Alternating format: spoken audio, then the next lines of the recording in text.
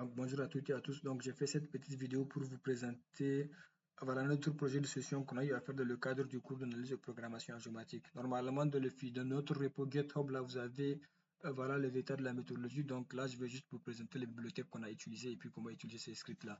Donc là, vous avez les bibliothèques qu'on a utilisées, qu'on a vu voilà, pratiquement dans le cadre du cours magistral. Là, on a défini les schémas qui contenaient en fait les indices qu'on a calculés à travers Google Earth Engine. On a défini les chemins de sortie, les seuils qu'on pouvait appliquer pour les indices, les années d'intérêt, et puis voilà une liste qui permet de stocker les statistiques globales.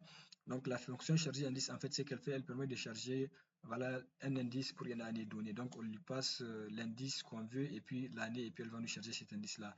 La fonction détecter changement, donc elle permet en fait de calculer les changements d'un indice voilà, entre deux périodes données, et puis pour nous dire si cet indice-là en fait voilà, il a changé ou bien s'il a amélioré ou bien s'il est resté stable. Voilà. Donc c'est une fonction en fait pour qui en fait il faut passer un seuil qu'on veut appliquer à l'indice.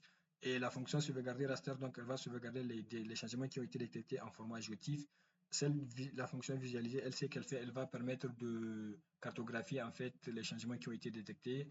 Et quand on passe au niveau de la fonction vectoriser les changements là en fait, donc ce qu'elle fait, elle va vectoriser les changements qu'on a détectés, donc, et puis elle va les convertir en polygones en format GeoJSON donc pour pouvoir les exporter et puis les visualiser dans QGIS par exemple.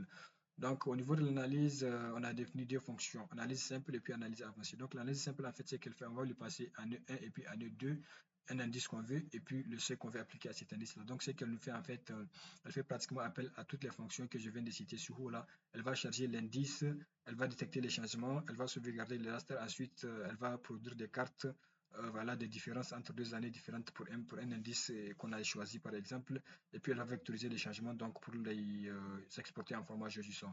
Donc la fonction analyse avancée, elle, ce qu'elle fait, c'est voilà, justement, on va lui passer deux années et puis le nombre de clusters qu'on veut. Donc c'est une fonction qu'on a définie en fait pour faire le disons, de classification à travers la segmentation et puis le clustering. Donc là, l'idée en fait, c'était de comparer ces deux approches-là pour voir laquelle est mieux adaptée ou bien laquelle voilà, est la meilleure en fait dans le cadre de notre étude. Et la dernière partie du code, en fait, c'est qu'elles font, c'est appeler les deux fonctions principales, analyse simple et puis analyse avancée. Voilà, donc là, en fait, c'est comme si on a fait une boucle qui va passer par toutes les années, par tous les indices. Et puis voilà, pour nous ressortir un récap global des changements. Donc, ce que vous allez retrouver dans le fichier OneDrive que j'ai partagé avec vous, vous allez voir les changements qui ont été détectés, les cartes qui ont été produites, les changements GeoJSON, mais surtout, en fait, le fichier CSV qui contient les statistiques globales pour tous ces indices-là. Voilà, donc sur ce, je vous remercie pour votre attention.